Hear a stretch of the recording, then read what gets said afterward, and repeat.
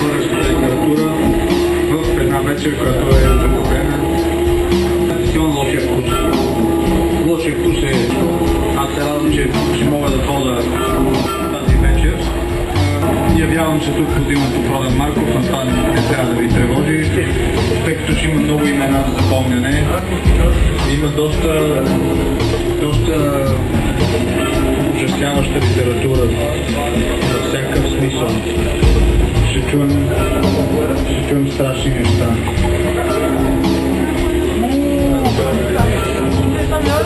Най-напред искам да ви представя, може би какво да представя музикантите, които ще се крижат за вашето добро настроение тази вечер. Сега първо бих искал да представя номер 1 на 13 с малко поезия и това е лицето, което в духа на епохата ще чете от лаптопа си, защото пести хартия вероятно. Кени Илиев за вашите екрани. Добър вечер. Да! Добре.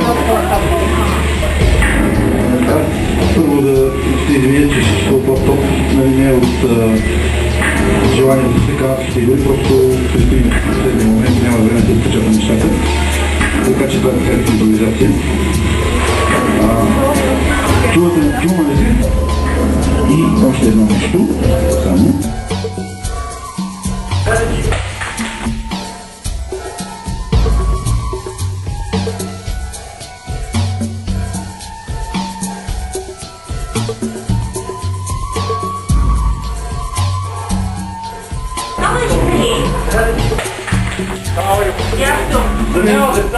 С моя ясен глас не се чувам, аз не знам другите да се чувате това.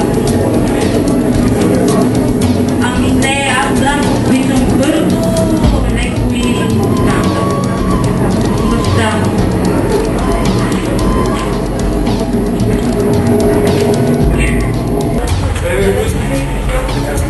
Да, здравей, Дарко Милоценов. Ще ви чета някакви стихове. И тако. Мислех да ви запознавам с идеологията на нарконацизма в началото, обаче не си намерих текста. Той е много кратък, аз доста не съм го.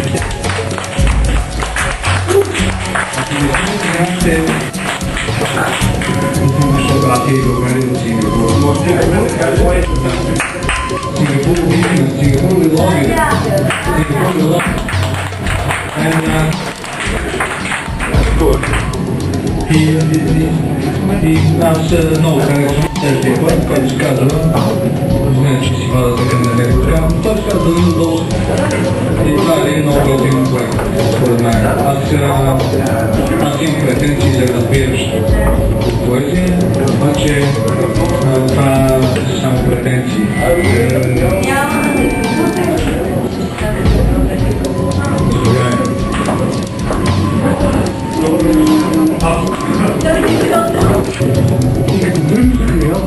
Казвам някой слушалка, когато се опита да издържа да заби носа такъв изпод кончика от бетон от мозайка, който вчера гриза го в очаква по един познат. Тогава авторът, това е втори разказ, тогава авторът това от младост и се забега по обувки.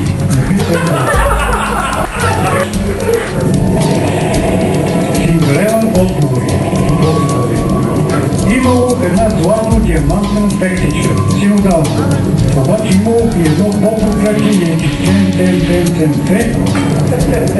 Подава и цигара, чудо се место ще по-английски. Леко сутрин. А така, това е заглавието на следващия разказ. Смутен. От птите Страус, Вико Коста, малко след. От тогава станало колко, но бе да родиш и проходил. Чак зад двата океана, галактическия и средностичния. Но не за Пацифика и за Индийския стан въпрос. И да бъде Дани Христов. Точно тогава продължавам този текст. Ходенето от джапка, без Той попита океанската, дали се е накрала, както онзи стар гуру, един невинен бизнесмен, платил си данъците. Не, нито океанската. Въпросът е бил, чий кладенец е по-голям. И отговорът не се ограничава до магаренството, което е навъртало наоколо. Един от най-добрите отговори даде топкия за кредит.